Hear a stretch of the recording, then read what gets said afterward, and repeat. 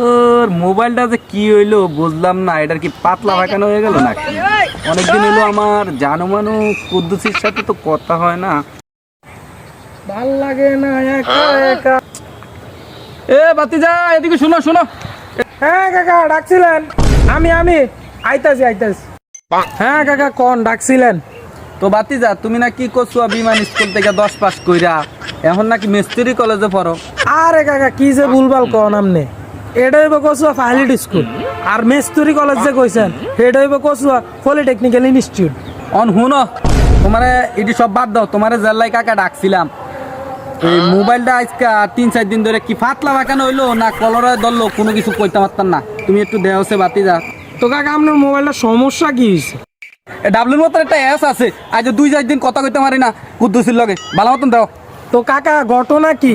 কুদ্দুসিটাকে কাকিরে যায় কইতার নিয়ে ঘটনা? 100 টাকাই আছে, তুমি নজেস খাইও, তোমার কাকির দ্বারে কইও না। কাকা দেন 100 টাকা দিয়ে মজা খাইলাম নজেন্স টজেন্স। আপনি কোনো টেনশনে করিয়েন না, আর ফ্যাটও কথা থাকতো কিন্তু মুখও কথা থাকতো না। আই থাকতো আপনি কোনো ভরসাই করিয়েন না।